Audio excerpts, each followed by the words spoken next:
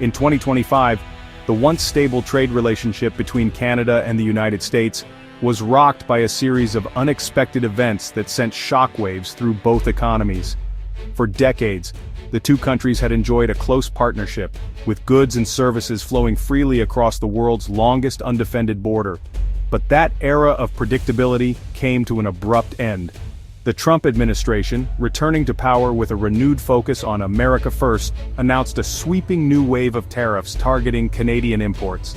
The move was justified as a measure to protect American industries and jobs, but it caught Canadian officials and businesses off guard. The White House imposed a 25% tariff on Canadian steel and a 10% tariff on aluminum, invoking national security concerns under Section 232. These tariffs were not just numbers on paper, they threatened the very foundation of Canada's manufacturing sector, which had long relied on access to the vast American market. For thousands of Canadian workers, the news was devastating. Factories that had operated for generations suddenly faced uncertainty.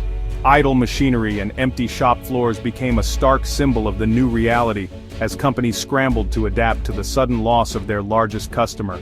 Prime Minister Mark Carney, only months into his new role, was thrust into the spotlight.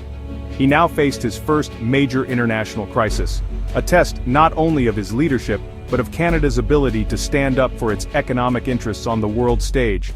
The stakes could hardly have been higher. More than 75% of Canadian exports were destined for the United States, making the American market absolutely critical for Canadian prosperity. Every day, millions of dollars in goods crossed the border, supporting jobs and communities on both sides. Ottawa responded swiftly, imposing targeted counter-tariffs on a carefully chosen list of American products.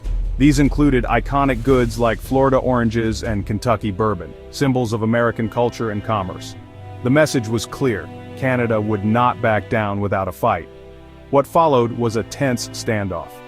Negotiators from both countries met in high-stakes talks, but the atmosphere was charged with suspicion and frustration.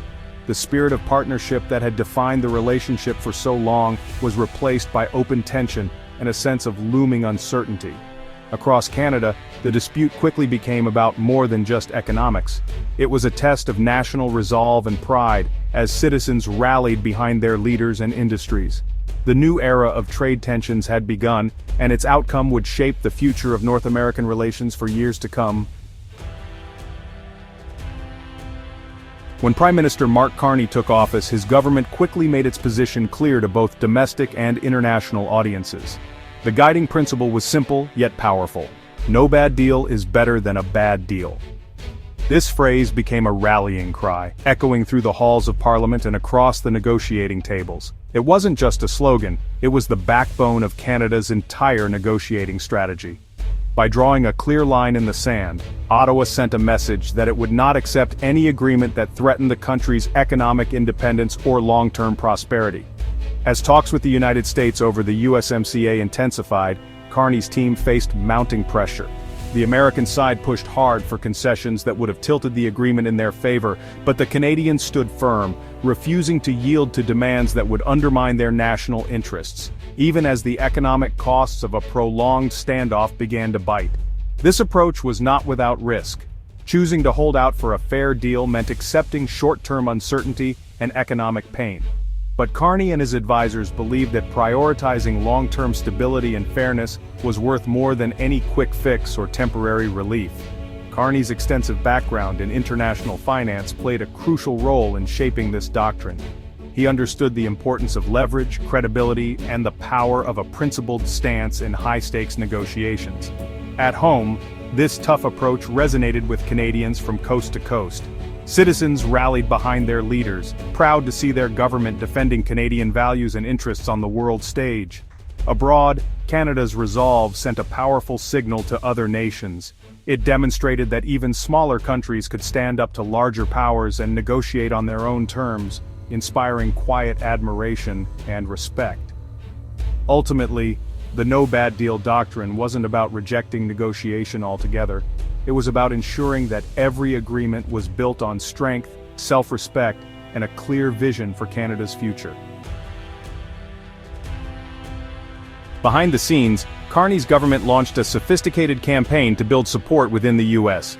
Canadian officials engaged state governors, Congress members, and business leaders in states reliant on Canadian trade. The goal: create American voices lobbying against tariffs and for a swift resolution. Canada also coordinated with the EU, Japan, and Mexico, forming a united front against U.S. trade actions. By framing the issue as a shared challenge, Canada built alliances and increased pressure on Washington. This strategy extended beyond negotiation rooms, into state capitals, boardrooms, and international forums. It was a patient, persistent effort to shape conditions for a favorable outcome. In August 2025, Carney's government surprised many by unilateral LI rolling back most retaliatory tariffs. Framed as a gesture of goodwill, the move aimed to de-escalate tensions and reset trade talks ahead of the USMCA review. Carney insisted this was a tactical adjustment, not a retreat, hoping the US would reciprocate.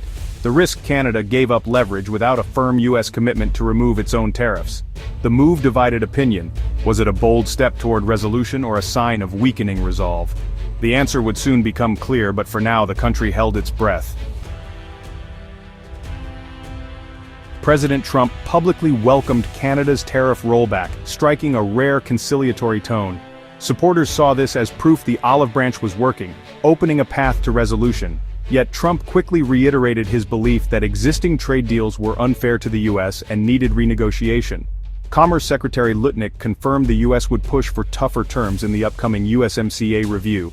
The goodwill was conditional. Tariffs might ease, but the real battle over North American trade rules was just beginning. For Canada, the response was mixed: less hostility, but clear signals of tougher negotiations ahead. The stage was set for an even more challenging chapter. Carney's tariff rollback sparked immediate backlash in Canada. Opposition leader Pierre Poilievre and labor unions called it a surrender, arguing Canada lost leverage without U.S. concessions. Unifor President Lana Payne accused the government of betraying workers still suffering under U.S. tariffs. Critics pointed to the asymmetry. Canada dropped tariffs, but U.S. steel and aluminium duties remained. The move was seen by some as prioritizing diplomacy over protecting Canadian jobs. The government defended its strategy as a calculated risk for long-term gain, but political costs mounted. The debate exposed the tension between maintaining U.S. relations and defending domestic interests. Despite Canada's olive branch, U.S. tariffs on steel and aluminium remained, casting a shadow over the economy. Producers in Ontario and Quebec faced tough choices: absorb costs or lose U.S. market share. The tariffs' impact rippled through supply chains, threatening thousands of jobs. While most Canada-U.S. trade stayed tariff-free, targeted sectors suffered deeply. For them, average low tariffs meant little. Their reality was a near-total trade wall. The government's gesture hadn't eased the economic pain, highlighting the fragility of the relationship. Even as a G7 nation, Canada's economic sovereignty was tested by U.S. actions. The country was forced to adapt and show resilience amid ongoing uncertainty.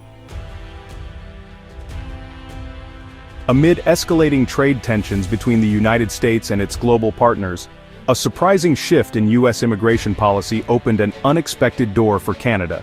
As the world watched the U.S. tighten its borders and rethink its approach to international talent, Canada found itself at a crossroads, facing both uncertainty and a unique opportunity to redefine its own future. The Trump administration's decision to hike H-1B visa fees to a staggering $100,000 sent shockwaves through the tech and business communities. Suddenly, it became much harder and far more expensive for U.S. companies to hire the world's best and brightest minds. International workers, who once saw America as the ultimate destination, now faced daunting barriers and growing uncertainty about their futures. Sensing a pivotal moment, Carney's government moved quickly. They positioned Canada as a beacon for skilled workers, emphasizing the country's openness, stability, and commitment to diversity. The message was clear. While others were closing their doors, Canada was ready to welcome global talent with open arms. Carney even quipped that if the U.S. was shutting out skilled workers, Canada would roll out the welcome mat, literally and figuratively. This bold stance resonated with both newcomers and Canadian businesses eager for fresh talent. Non-profit organizations and advocacy groups quickly joined the effort, urging the government to streamline immigration pathways for skilled workers. They highlighted Canada's advantages: a high quality of life, inclusive communities, and a thriving innovation sector hungry for new ideas and expertise. By capitalizing on U.S. protectionism, Canada transformed a potential setback into a strategic advantage. The country set its sights on building a world-class brain hub, attracting engineers, scientists, and entrepreneurs who would help shape the future of its economy and society. In the end, what could have been a challenge became a silver lining. Canada's ability to adapt, welcome newcomers, and turn global shifts into strategic wins showcase the country's resilience and vision for a brighter, more inclusive future.